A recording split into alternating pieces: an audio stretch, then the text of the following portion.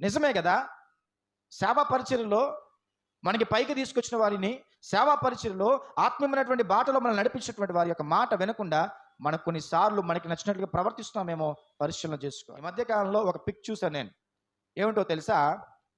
ఒక వ్యక్తిని కొంతమంది వ్యక్తులు నిచ్చెనగా వారి చేతులు పైకి పెడుతూ ఉంటే, ఆ వ్యక్తి ఆ యొక్క చేతుల యొక్క లేదా ఒక నిచ్చెనలాగా ఉన్నటువంటి ఆ చేతుల పైన నుంచి ఎక్కుతూ పైకి వెళ్తూ ఉన్నాడు. పైకి వెళ్తున్నటువంటి ఆ వ్యక్తి ఏం చేస్తున్నాడో తెలుసా? ఎక్కుతూ కింద ఉన్నటువంటి వ్యక్తుల యొక్క చేతులు నరుకుతున్నాడు ఆ ఫోటోలో. ఇప్పుడు ఒక నిచ్చెన ఎక్కినటువంటి మనము, ఒక పై స్థాయికి వెళ్ళినటువంటి మనము, మన కింద ఉన్నవాడిని నరికేసుకుంటూ పోతే పడిపోయేది ఎవరు చెప్పండి? కింద ఉన్నాడా? పైకి ఎక్కినోడా? చెప్పాలి. అంతేగా? ఇది అందరికీ తెలుసుకోవాలి. సేవకులు కూడా మనం అందరము ఈ మాట ఖచ్చితంగా తెలుసుకోవాలి. ఎందుకు తెలుసా? మనల్ని ప్రోత్సహించి మనల్ని పైకెత్తినటువంటి ప్రజల యొక్క చేతులు నరికేస్తున్నాం ఈరోజు మనం. జాగ్రత్త. అలా మనం నరికేస్తూ వచ్చామంటే ఒక రోజు మనం పడిపోతాం అన్న సంగతి జ్ఞాపకం చేసుకోండి.